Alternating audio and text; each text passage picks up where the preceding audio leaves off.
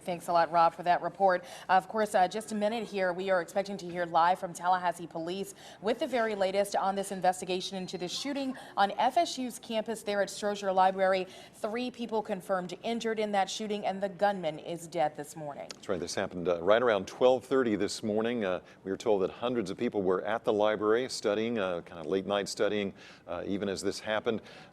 6 floors of the library, and the students were hearing those gunshots ring out and not really understanding what was happening at that point. Then some of them saw some of the victims were walking by or limping by, one of them wounded in the leg, and seeing some of that blood and realizing this really is a serious situation that's unfolding. Yeah, we've had live team coverage all throughout the night and into this morning, and we want to check back in live now with Eyewitness News reporter Julie Montanero, who's just outside Strozier Library. Julie?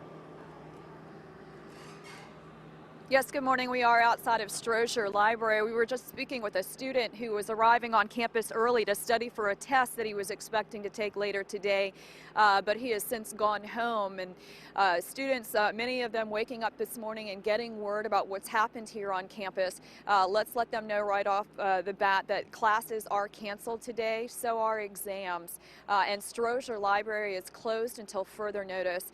FSU police responded to shots fired here at the library early this morning. 3 people have been shot and injured, and FSU police have shot and killed the gunman near the entrance to Strozier Library. We're still awaiting more information about whether they confronted that gunman inside the library or out. We're hoping that at 6 o'clock they'll be able to answer some more questions about what happened inside. Police are anxious. They certainly, all of the students that were in the library at the time were taken to the Bellamy building right next door. They asked those who saw something, who heard something, to make written statements, and many others left. You know, they were caught up in the panic that followed the shots fired in the library. So they were speaking with many students, but they're hoping if there's somebody out there who knows something that they haven't yet shared with the police, that they'll do so. They're asking anyone to call Crime Stoppers at 850-574-TIPS if you have any further information on the shots that were fired here this morning.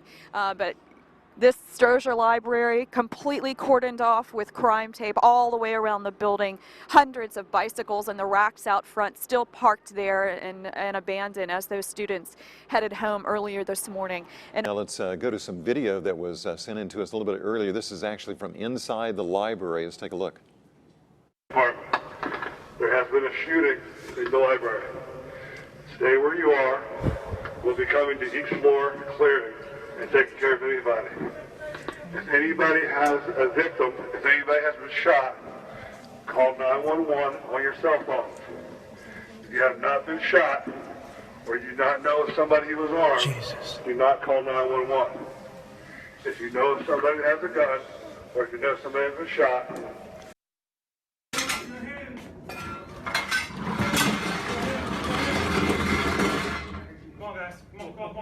Come on. Keep your hands up on the stairwell. Keep coming. Keep coming.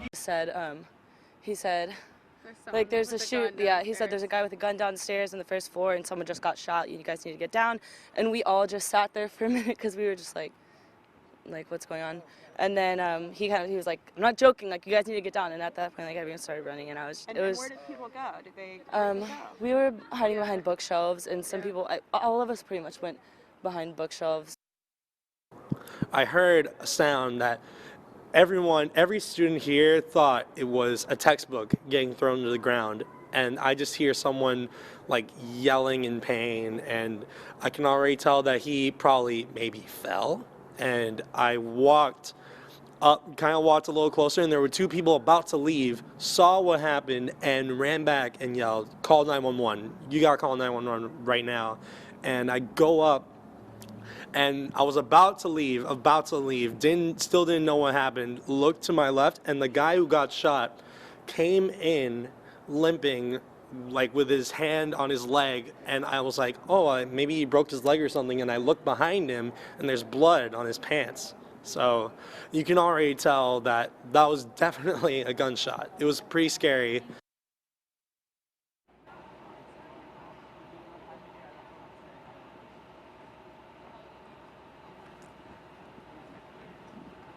As we heard, one of the students there had actually seen one of the victims who had been wounded in the leg right there.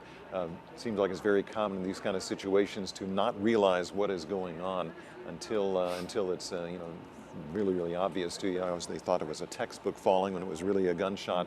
And so the very serious situation unfolding there at FSU is 3 people were wounded. We do not have word that anyone was killed other than the gunman. 3 people taken to a hospital for treatment, and their conditions critical and then stable. All right. Well, day 2 of FSU quarterback Jameis Winston's student code of conduct hearing is underway. Good afternoon. I'm Art Myers. And I'm Sean Denied. Winston is accused of sexual misconduct based on an incident from 2 years ago. Eyewitness News reporter Andy Alcock joins us live outside the Material Research Building at Innovation Park where the hearing is taking place. Andy, what can you tell us? Good afternoon, Art, Shonda, and everyone. Jameis Winston arrived with his attorney David Cornwell just about 9 o'clock this morning, then walked through the doors behind me to the hearing. Let's take a look as Winston appeared here for the second time in 2 days. Winston was here about 5 hours yesterday. So far, he's been here about 3 hours today. New today, FSU police officer Denora Harris told us she came here to testify at the hearing. She has since left and told us she does not expect to return. Harris said FSU police did investigate the reported sexual assault before Tallahassee police took over the case. As Winston arrived, his attorney briefly discussed the hearing. Talked about the specifics of the hearing. The judge asked us to honor confidentiality, although obviously Mr. Clune didn't yesterday in talking about it, but you guys are going to have to figure that out. It's clearly an indication that this is not their end game. I've told you this is a civil litigation strategy. That's what yesterday was about for him. You guys wanted this to be over yesterday. Do you think This thing is over today? This thing is over now. The accuser's attorney, John Clune, told us he said it's possible this hearing could wrap up today. Once the hearing is done, Winston must be notified in writing within 10 school days of the outcome. Reporting live outside the ongoing Jameis Winston student conduct hearing, Andy Alcock, WCTV Eyewitness News. 5:17 right now. Authorities in Palm Beach County have released a disturbing video of a shooting that was caught on camera. The video is now part of a wrongful death lawsuit against the Palm Beach County Sheriff's Office. At AO Wireless, your wish come true with unlimited plans and no annual. The video shows 20-year-old Dontrell Stevens being shot by a deputy in 2013. Stevens only had a cell phone on him at the time and did not have a weapon. He survived but is paralyzed from the waist down. Investigators previously ruled the shooting justified. Stevens' attorney claims that deputies lied during the investigation. Coming up this morning on Daybreak, find out why Valdosta State has canceled classes for today and why things are getting tense around campus. One girl who had like nails in her leg and she was getting taken out on a stretcher and stuff, and there was another girl with like a dislocated leg and something. It was bad.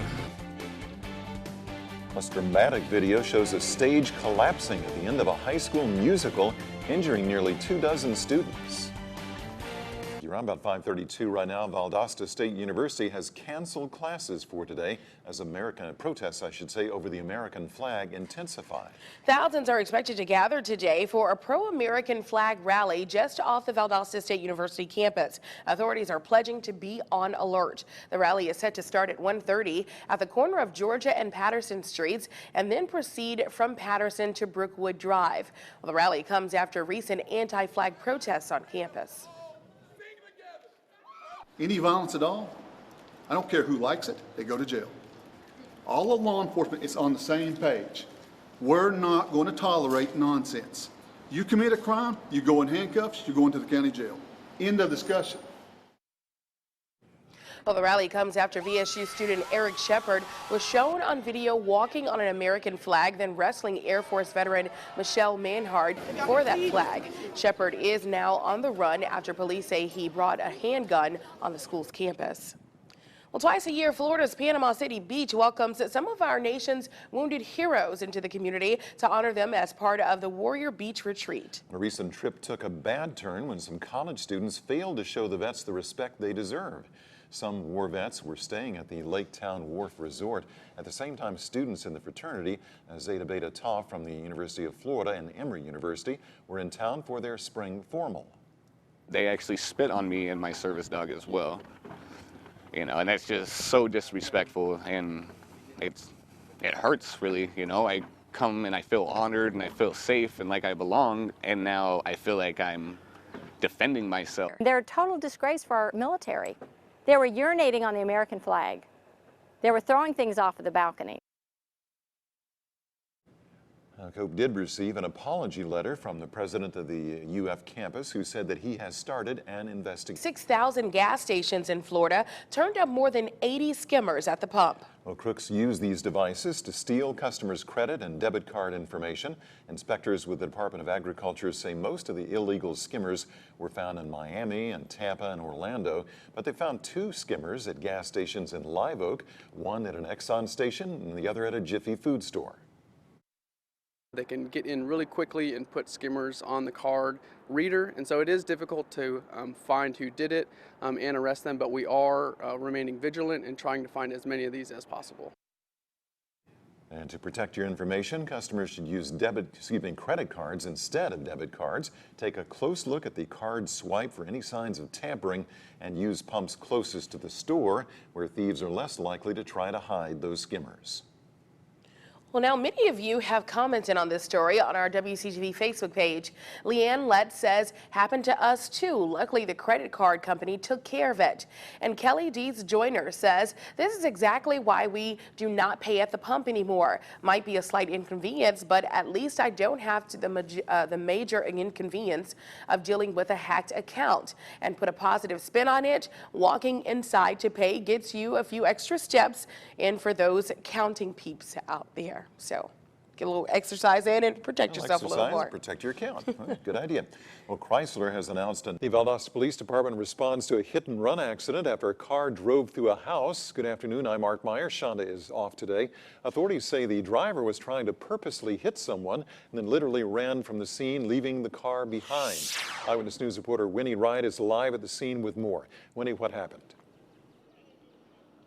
That's right, Art. I'm on the corner of East Brookwood and Ponderosa Drives in Valdosta, where we're told a man was involved in a hit and run into a house. And like you said, we're told that that was probably on purpose, that the driver was trying to run over a man in the front yard of this home. When he drove through that home, pinned the driver under the car for some time, got away on foot, ran away. We're told that EMS got to the scene, got that man out from underneath the car. He's on his way to South Georgia Medical Center, where he's expected to make a full recovery. Now, like I said, that driver did get away on foot, but was apprehended by police a short time after that. Now, they're not releasing the names of these people at this time, but witnesses have identified the driver in this crash, so we know that he is at the police department. Now, we're also told that witnesses heard gunshots this morning. We're not exactly sure how that's relevant, but police tell us they found a gun pinned underneath the car that was just right here behind me, where you can see these folks standing, but they're not saying if that gun was connected to this crime. Now, police are also telling us that they don't believe this was in any way related to the shooting on Forest Street a couple of weeks ago, or the standoff just down the street on Ponderosa Avenue. Now, of course, I'm going to continue to bring you the updates tonight on Eyewitness News, but for now, live in Valdosta, Winnie Wright, WCTV Eyewitness News. All right, thank you so much, Winnie, for that live report from Valdosta. Appreciate that. Well, a scary morning for students near Philadelphia. Speaking of vehicles into buildings, take a look at this. A school bus with students on board crashed into a home in Bluebell, Pennsylvania this morning. Well, the bizarre crash happened around 7:45 a.m. Quite a scene right there. Authorities say 9 students were on the bus at the time of the crash. None of the students were injured. Amazingly enough, however, the school bus driver was taken to a local hospital for evaluation. The crash remains under investigation. First-person perspective from a police officer's body cam of the rescue of a child from a burning home outside of Atlanta, Georgia. And my grandbaby. Where's the grandbaby? First bedroom.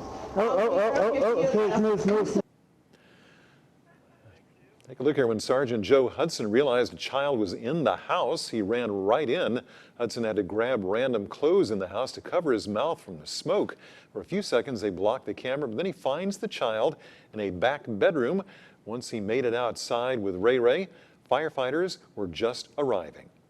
That made me feel good, but it makes it all worth it doing this job when you have something like this happen. So much negativity out here. So it felt good that day. I felt good when I went home. Well, humbled to the end, Hudson did not even want to tell his wife what had happened. Once Ray Ray was safe, it was on to the next call. And here's what we're working on for you later on today. At 5 o'clock, officials look at pouring money into local neighborhoods. Could yours be affected by this? Find out tonight. Plus at 5:30, a local community wants to become a city. We'll see what hurdles they have to go over to make that happen. And at 6 o'clock, Florida Governor Rick Scott is promoting his tax cuts and how much they could save people. We'll talk to the governor about his plan. Coming up this morning on Daybreak, an overnight shooting at a local bar leaves one person injured. We'll have the details live from the scene. Plus, a man who spent the last week and a half rolling in his wheelchair across the state of Georgia has died in a traffic crash just a few miles short of his goal. Well, Tallahassee police respond to an overnight shooting. That's right, that happened at Cancun's Sports Bar and Grill on West Tennessee Street. Eyewitness News reporter Lenitra Bennett is at the scene now, and we join her live on the Lenitra. What's the latest on this? Art and Shonda, investigators are still on the scene here at Cancun Sports Bar and Grill on West Tennessee Street in Tallahassee. We're told that someone got shot. One man is sent to the hospital with injuries. Now, so far what we know, police say that a patron at the bar was asked to leave by security here at Cancun's. Somehow a scuffle ended up happening between the two men, and the staff member is the person, according to Tallahassee police, that shot the patron here at the bar. Again, that person was taken to the hospital. I'm told that he is in stable condition at this time. No names have been released, and we're told that charges are pending. We will bring you any additional information as it becomes available. For now, live in Tallahassee, Lenitra Bennett, WCTV Eyewitness News. All right, thanks a lot, Lenitra. We'll check back in with you at the top of the 6 o'clock hour. Well, we've now learned the identity of a man who was killed in a Tallahassee apartment shooting. Well, 29-year-old David Queen died on Wednesday after an altercation at the Plantations on Pine Lake. Queen's friend was with him at the time and claims that Queen and the shooter exchanged words before gunfire erupted. The shooter has not been charged. No other details have been released. Bills have been signed by Governor Rick Scott and are now law in Florida. Among them, Senate Bill 248, which exempts some police body camera videos from public records. The governor also signed multiple bills dealing with children. Senate Bill 7078 expands reporting of child abuse and neglect, and Senate Bill 378 bumps up the number of times officers can issue civil citations to minors. That means minors would have to commit more offenses before facing charges. Also passed yesterday, Senate Bill 290, which allows residents to carry concealed weapons during mandatory evacuations, and Senate Bill 982 bans hotels, restaurants, and employers from discriminating against pregnant women. Now, to see a full list of bills signed yesterday, visit our website at WCTV.tv. Federal officials have agreed to give $1 billion to Florida hospitals that treat the uninsured. That's about half the funding the state is getting this year for what's called Low Income Pool, or LIP. Uncertainty about the funding threw Florida's legislative session into chaos this spring. Lawmakers went home before a budget was even put together. The Senate wanted to expand Medicaid to fix the problem, but the House and Florida's governor disagreed. This is what we have been concerned about, that we were going to lose a significant amount of money from the low-income pool, and we needed to have a mechanism to make up those dollars so that Floridians aren't getting taxed twice for the same service. Lawmakers will be back at the Capitol on June 1st for a special session. Art, Shonda, back to you. President Obama apologizes after drone kills American and Italian held by al-Qaeda. And more than 12 students are hurt after a stage collapses at an Indiana high school. Eyewitness News reporter Charlene Cristobal is here with today's top story. Charlene? Thanks, guys. President Obama is ordering a full review of a January drone strike on an al-Qaeda compound in Pakistan in which 2 innocent aid workers died. On Thursday, the president issued an apology to the families of American Warren Weinstein and Italian Giovanni Laporto, who were inadvertently killed in the mission. 2 other Americans who were both members of the terrorist group, including Southern California native Adam Gunn, were also killed. The White House has signaled it's also ready to examine whether guidelines that govern drone strikes go far enough. Nearly 24 high school students get hurt as a stage collapses at the end of a high school musical. The performance at Indiana's Westfield High School involved about 75 students. Part of the stage gave way, injuring nearly 24 of them. First responders took one of the students to the hospital in critical condition, but police say that student is going to be fine. And that's a look at some of today's top stories. Art, Shonda, back to you. Well, last night's Tallahassee Golden Gala event becomes legendary. That's right, and it was all for a good cause. Take a look.